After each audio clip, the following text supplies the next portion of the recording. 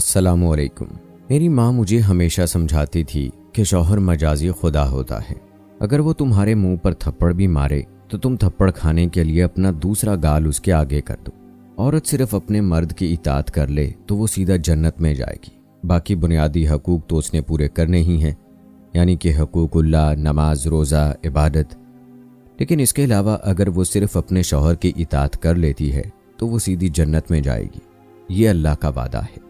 میری ماں نے ساری زندگی میرے باپ کی خدمت کی، ان کے ساتھ گزارا کیا، کبھی کوئی فرمائش نہیں کی، کبھی تازہ روٹی کھاتی تو کبھی سوکھی، لیکن منہ سے ایک لفظ نہ بولی۔ مجھے بھی اپنے جیسا بنانا چاہتی تھی اور اس میں کچھ غلط بھی نہیں تھا۔ فرق صرف اتنا تھا کہ میں پڑھی لکھی تھی۔ میری ماں کو تو غلط بھی صحیح لگتا تھا، لیکن میں غلط کو غلط کہہ سکتی تھی پر کہتی نہیں تھی۔ وہ کہتے ہیں نا کہ آپ کی قسمت گھما پھرا کے آپ کی ماں جیسی ہی نکلتی ہے۔ میرے ساتھ بھی ایسا ہی ہوا۔ میری زندگی میں جو مرد آیا وہ نیت اور رویے کا سخت تھا۔ اس کا نام سرمد تھا۔ وہ بہت زیادہ خوبصورت تھا اور میں بس ایک عام سی عورت جس کے ساتھ زندگی گزاری جا سکتی ہے اور جس سے بچے پیدا کیے جا سکتے ہیں۔ نہ میں کسی کی محبوبہ ہو سکتی تھی، نہ کوئی میرے پیچھے دیوانہ ہو سکتا تھا، لیکن میں دیوانی تھی اپنے شوہر کے پیچھے۔ میری ماں نے کہا تھا کہ اپنے شوہر کو اپنا مجازی خدا بنا کے رکھنا، اور خدا کے آگے زبان نہیں چلاتے، اس کے فیصلوں پہ سوال نہیں اٹھاتے۔ شروع میں تو ہر عورت ہی خاموشی سے سب کچھ برداشت کرتی ہے۔ ایسی بہت سی باتیں ہوتی ہیں جن پر وہ نہیں بولتی، لیکن بعد میں بول اٹھتی ہے۔ پر میں تو سوچ کر آئی تھی کہ جیسی زندگی میری ماں نے گزاری ہے میں نے بھی ویسے ہی گزارنی ہے۔ ایک دن امی سے پوچھا تھا کہ امی، بابا آپ پر اتنا ظلم کرتے ہیں پھر بھی آپ خاموشی سے سب کچھ برداشت کر لیتی ہیں اور مجھے بھی یہی سب کچھ کرنے کا کہہ رہی ہیں۔ تو امی نے کہا کہ ہاں، ابھی تو مجھے نہیں پتا کہ تیرا ہونے والا شوہر کیسا ہوگا، اور اگر وہ تیرے باپ جیسا ہوگا اور تیری زندگی تیری ماں جیسی گزرے گی تو پھر تو یہ سمجھ لینا کہ تو اس دنیا کی سب سے خوش قسمت عورت ہوگی۔ میں نے کہا کہ خوش قسمت نہیں، بد قسمت ہوگی۔ تو میری ماں نے کہا کہ ارے پاگل، ظلم کرنے والا برا ہوتا ہے، ظلم سہنے والا برا نہیں ہوتا۔ ہمیں ہمارے صبر کا پھل ملے گا اور ہم جنت میں جائیں گے، اللہ کے آگے سرخرو ہو جائیں گے۔ تب ہم اللہ کے آگے سوال اٹھا سکیں گے، اس کو بتا سکیں گے کہ اس شخص نے ہمارے ساتھ اچھا نہیں کیا، لیکن ہم نے کسی کے ساتھ برا نہیں کیا۔ اور مجھے اس وقت امی کی باتیں ٹھیک لگتی تھیں۔ سرمد ایک بہت بڑی حویلی کا گدی نشین تھا۔ مجھے اس لیے لایا گیا کیونکہ ہم لوگ شریف تھے، ورنہ اسے کوئی بھی لڑکی مل سکتی تھی۔ یہاں آتے ہی پتہ چلا کہ پہلے سے ہی اس کی ایک بیوی ہے جو خاندانی زمینیں اور جائیداد کے معاملوں میں اس کے نکاح میں دے دی گئی تھی۔ اس کا نام مینارہ تھا۔ یہ نام مجھے کافی عجیب سا لگا تھا۔ جب وہ مجھ سے ملنے کے لیے آئی تو اس نے کہا کہ میری طرف سے پریشان ہونے کی ضرورت نہیں ہے، مجھے سرمد میں کوئی دلچسپی نہیں ہے۔ وہ مجھ سے پورے 15 سال چھوٹا ہے۔ میں نے تو اسے کبھی اس نظر سے دیکھا ہی نہیں تھا۔ یہ شادی تو ہمارے باپ دادا نے کروائی ہے، لیکن یہ شادی کھوکھلی ہے، کبھی نہ چلنے والی، بس نام کی شادی، اور ہمارے بچے بھی نہیں ہو سکتے کیونکہ کزن میرج ہونے کی وجہ سے 2 دفعہ میرا مسکریج ہو چکا ہے، اور اب تیسری دفعہ میں اس سب میں پڑھنا نہیں چاہتی۔ مجھے اپنی صحت زیادہ عزیز ہے۔ ڈاکٹر نے جب صاف صاف کہہ دیا کہ ہم ایک ساتھ رہیں گے تو ہمارے بچے نارمل نہیں ہوں گے، تو پھر میں کیوں بار بار اپنے آپ کو ایک صدمے کے حوالے کروں؟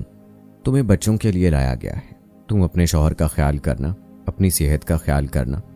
اب میں سمجھی کہ مجھے بچوں کے لیے لایا گیا تھا، تو اسی لیے صرف میرا شریف ہونا ہی کافی تھا، کیونکہ یہ لوگ کہتے تھے کہ ایک شریف عورت کے بطن سے جو بچہ پیدا ہوتا ہے وہ بھی بڑا ہو کے شریف اور اچھا انسان بنتا ہے۔ تبھی میں کہوں کہ مجھے کیوں سلیکٹ کیا گیا تھا۔ لیکن شادی کے 2 ہفتے بعد ہی پتہ چل گیا کہ سرمد کا کسی اور لڑکی کے ساتھ چکر بھی تھا جو باہر کے ملک میں رہتی تھی، اور وہ اس سے شادی کرنے کے لیے واپس آ رہی تھی۔ اس کے پیچھے دیوانی تھی۔ میں خود فون اٹھا کر اپنے شوہر کو دیتی تھی کہ ماریا کی کال ہے، اور وہ چپ چاپ فون پکڑ لیتا تھا۔ ماریا یعنی میرے ہونے والی سوتن۔ میرے شوہر نے کبھی مجھ سے نہیں پوچھا کہ میں کیسی ہوں، میں نے کھانا کھایا یا نہیں، میری طبیعت کیسی ہے، سب کچھ ٹھیک ہے، مجھے کسی چیز کی ضرورت ہے یا نہیں۔ بس شاید میں ایک فرنیچر کی طرح تھی، لیکن میں اپنے شوہر کا خیال رکھنے کی کوشش کرتی۔ وہ آتا تو اس کے کپڑے پہلے سے تیار کرتی تھی، جوتے صاف کرتی تھی، سردیاں ہوتی تو گرم پانی کر کے رکھتی تاکہ آئے تو گرم پانی سے منہ ہاتھ دھوئے، گرم گرم کھانا کھلاتی تھی اس کو۔ مینارہ نے تو اس کا کوئی بھی کام کرنے سے توبہ کی ہوئی تھی۔ وہ کہتی تھی کہ میں نے بہت کر لیا، اب تم کرو۔ وہ اپنی زندگی گزارتی تھی۔ میں حیران ہوتی تھی کہ اسے شوہر سے کوئی دلچسپی نہیں ہے، تو وہ کہتی تھی کہ اب مجھے صرف اپنے آپ سے دلچسپی ہے۔ عورت پاگل ہوتی ہے، خاوند اور بچوں کے پیچھے اپنا آپ خراب کر دیتی ہے، ساری زندگی رشتے نبھاتی رہتی ہے، بچاتی رہتی ہے، سنبھالتی رہتی ہے، لیکن یہ بھول جاتی ہے کہ ایک انسان کا سب سے قریبی رشتہ خود اس کے اپنے ساتھ ہوتا ہے۔ ہم لوگ دنیا بھر کے رشتے نبھانے تو بیٹھ جاتے ہیں، لیکن اپنی ذات سے جو ہمارا رشتہ ہے اس کے بارے میں بھول جاتے ہیں، اپنا خیال نہیں رکھتے۔ اور میں اس چیز کو مانتی ہی نہیں کہ کوئی شخص اگر اپنا خیال نہیں رکھتا تو وہ آپ کا خیال رکھے گا۔ ارے جو اپنا نہ ہوا وہ کسی اور کا کیا ہوگا؟ میں اس کی باتیں چپ چاپ سن لیتی تھی، لیکن مجھے اس کی باتیں ٹھیک سے سمجھ نہیں آتی تھی۔ خیر وہ اپنی دنیا میں مصروف تھی اور میں اپنی دنیا میں، اور میری دنیا صرف سرمد ہی تھی۔ میں ان کی ہر بات مان لیتی تھی، چاہے میری طبیعت جیسی بھی ہو۔ ان کا حکم سر آنکھوں پہ ہوتا تھا۔ یہ خوشخبری بھی مل گئی کہ میں ماں بننے والی ہوں۔ میں بہت خوش تھی۔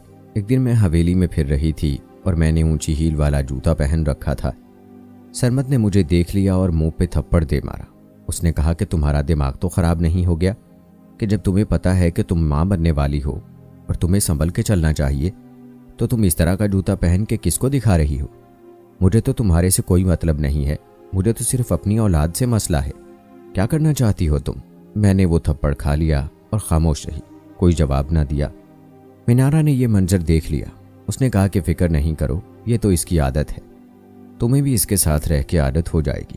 یہ بولتا کم ہے، مارتا زیادہ ہے۔ میں نے کہا کہ آپ پہ بھی ہاتھ اٹھاتا تھا؟ اس نے کہا کہ ہاں بہت دفعہ۔ میں نے کہا لیکن آپ تو اس سے عمر میں بڑی ہیں نا؟ تو اس بات پہ ہنسنے لگی۔ اس نے کہا کہ عمر میں بڑے ہونے سے کیا ہوتا ہے؟ شوہر چاہے آپ سے 20 سال چھوٹا ہو لیکن مقام تو اس کا ہی بلند ہوتا ہے۔ پھر مرد کا عورت کے ساتھ کوئی مقابلہ نہیں ہے، مرد عورت سے زیادہ طاقت میں ہوتا ہے۔ وہ چاہے تو اس کو تھپڑ بھی مار سکتا ہے، اٹھا کے زمین پہ بھی پھینک سکتا ہے۔ عورت کیا کر لے گی؟ اور یہ عورت کو بنایا ہی اس طرح سے گیا ہے کہ وہ مرد سے کبھی نہیں جیت سکتی، کسی بھی معاملے میں نہیں جیت سکتی۔ اسے مرد کے آگے اپنا سرنگوں کرنا ہی پڑتا ہے۔ میں نے کہا کہ اتنی بڑی حیثیت دے دی مرد کو اور عورت کو اس کا غلام بنا دیا، تو اس بات پہ وہ ہنسنے لگی۔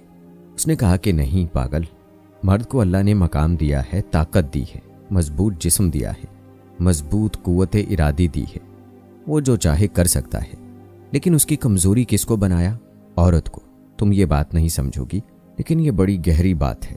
یہ مرد ہی ہوتے ہیں جو خوبصورت عورتوں کے پیچھے خودکشی بھی کر لیتے ہیں، کہتے ہیں کہ عورت بے وقوف ہے، پھر یہ بھی کہتے ہیں کہ عورت کو کوئی سمجھ نہیں سکتا، کہتے ہیں کہ عورت سے مشورہ نہیں لینا چاہیے، لیکن عورت کے پیچھے بڑے بڑے ملک تباہ ہوئے ہیں، بہت بڑی بڑی جنگیں ہوئی ہیں، سب کچھ عورت کے پیچھے ہوا ہے۔ تم ان چیزوں کو نہیں سمجھو گی اور تم ایسی باتیں سوچو بھی نہیں تو تمہارا بچہ بھی تمہاری طرح بے وقوف پیدا ہوگا۔ تم بس اچھی اچھی باتیں سوچا کرو، ایسی باتیں مت سوچو جس سے تمہارا دماغ الجھ جائے۔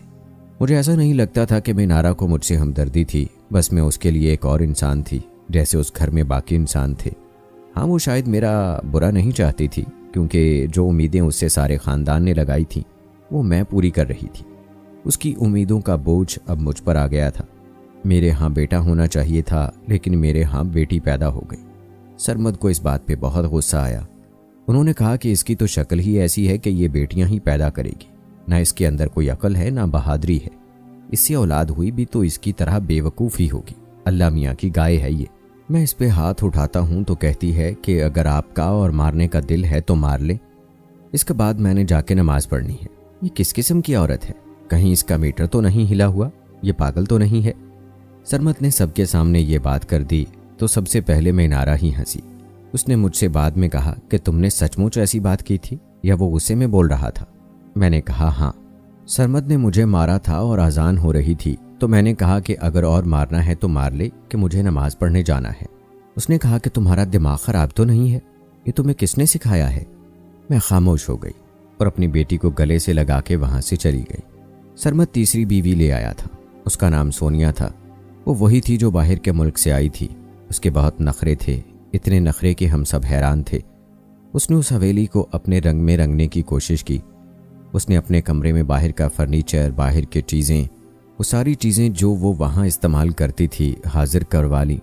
کافی بنانے والی مشین، آٹومیٹک کپڑے دھونے والی مشین، ہر چیز اس نے اپنے حساب سے کروا لی تھی۔ اس گھر میں عورتوں کے لیے الگ الگ حصے بنائے گئے تھے، گھر تو ایک تھا لیکن ان کو ایک خاص حصہ دے دیا گیا تھا، یعنی 2-3 کمرے، ایک کچن، باتھ روم، سب نے اپنے اپنے طریقے سے سجا رکھا تھا۔ میرے پاس بھی جگہ تھی، لیکن جب سے میں آئی تھی میں نے کوئی بھی فرمائش نہیں کی تھی۔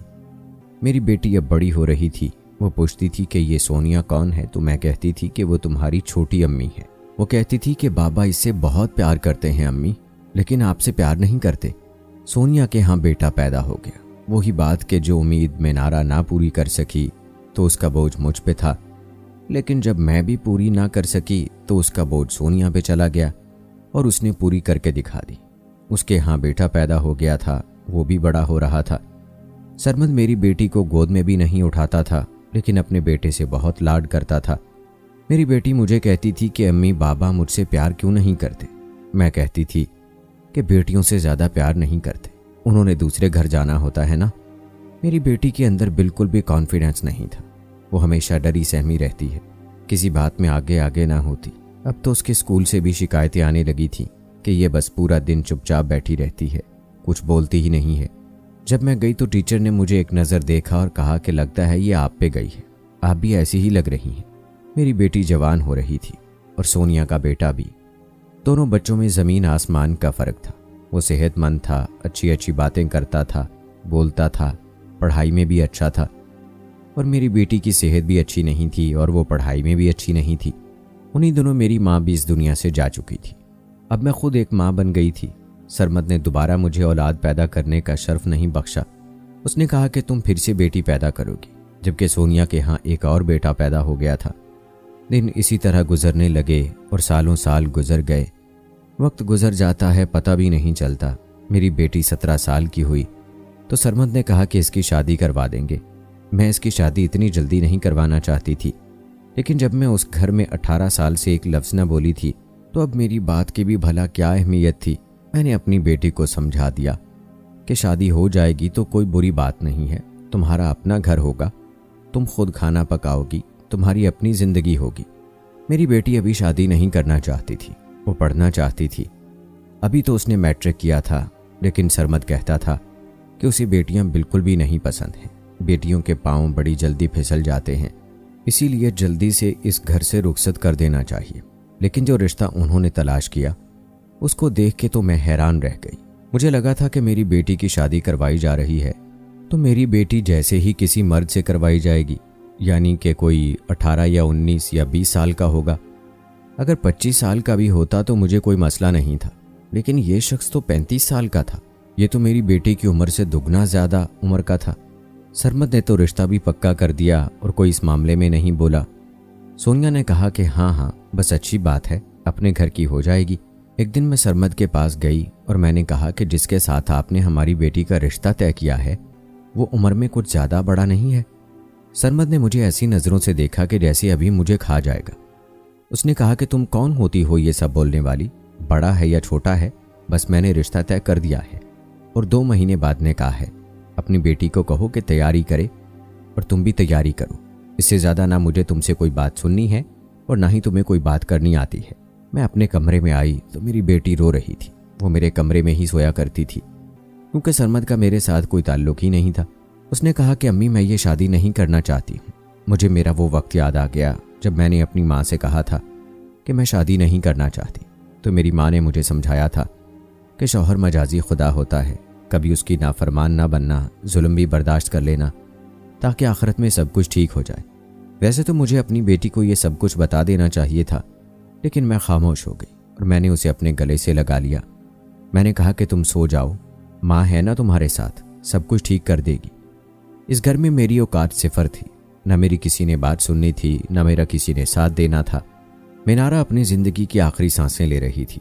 وہ سرمد سے ہی 15 سال بڑی تھی اور اب اس گھر میں میرے بھی 19 سال ہونے والے تھے، تو اس کی عمر زیادہ تھی۔ بیماریوں نے اسے گھیر لیا تھا۔ مجھے نہیں پتا تھا کہ وہ آج ہی اس دنیا سے جانے والی ہے۔ میں تو یوں ہی اس کے پاس بیٹھی تھی۔ اس نے مجھے کہا کہ میری ایک آخری خواہش ہے، تم پوری کرو گی؟ میں نے کہا کہ کیا خواہش؟ تو اس نے کہا کہ مجھے میرے بابا کے پہلو میں دفنا دینا۔ میں نے کہا کہ اللہ تمہیں زندگی دے، پر ہاں اگر ایسا کچھ ہوا تو میں یہ بات سب کو بتا دوں گی، اور اتنا تو سب کر ہی دیں گے۔ اس نے کہا کہ تم بہت معصوم ہو، میں نے اتنے سالوں میں یہ بات دیکھ لی ہے کہ تمہارا دل صاف ہے، لیکن میری ایک بات یاد رکھنا، کمزور مائیں کمزور بیٹیاں بناتی ہیں اور پھر کمزور بیٹیاں کمزور مائیں بنتی ہیں۔ تم بہت کمزور ہو، تم نے اپنی بیٹی کو بھی ایسا بنایا ہے، لیکن اسے ایسا نہ بنانا۔ مجھے پتا چلا ہے کہ اس کی شادی کس کے ساتھ کروا رہے ہیں۔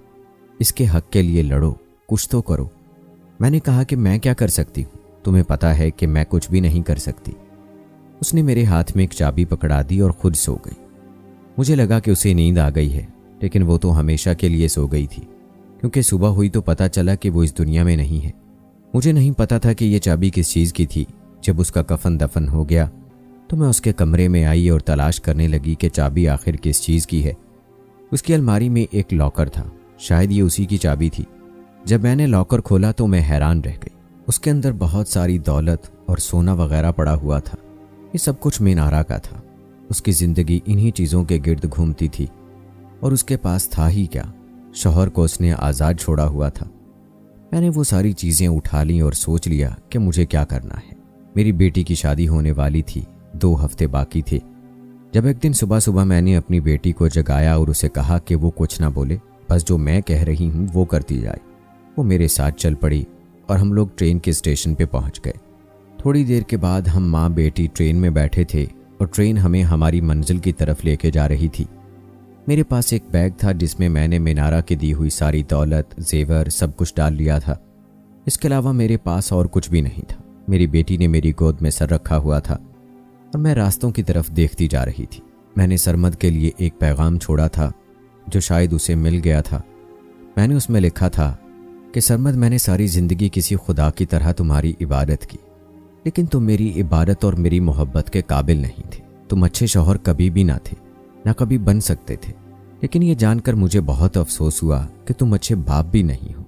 اپنی جوان جہان بیٹی کی شادی ایک بوڑھے انسان سے کروانا چاہتے ہو، اس کی زندگی کو برباد کرنا چاہتے ہو، اور تمہیں لگتا ہے کہ میں یہ کرنے دیتی؟ میں ایک اچھی بیوی بنتے بنتے ایک بری ماں نہیں بن سکتی، اس لیے اپنی بیٹی کو لے کر جا رہی ہوں۔ تم مجھے طلاق دو یا نہ دو، اس سے مجھے کوئی فرق نہیں پڑتا، کیونکہ اب مجھے کسی مرد کا منہ نہیں دیکھنا، لیکن اپنی بیٹی کی زندگی کو سنواروں گی۔ میں کمزور بیوی تھی اور کمزور بیوی ہونے میں مجھے کوئی مسئلہ نہیں تھا، لیکن میں کمزور ماں نہیں ہوں اور نہ ہی ایک کمزور ماں بنوں گی۔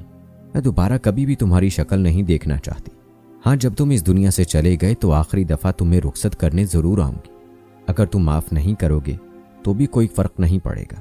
بس یہی لکھ کر آئی تھی میں اس خط میں۔ میری ماں نے مجھے جو کچھ بھی سکھایا تھا میں نے وہ اپنی بیٹی کو نہیں سکھایا، کیونکہ میری ماں غلطی پر تھی۔ ظلم کرنے والا غلط ہوتا ہے، یہ میری ماں کہا کرتی تھی، اور وہ یہ بھی کہتی تھی کہ ظلم برداشت کرنے والا صحیح ہوتا ہے۔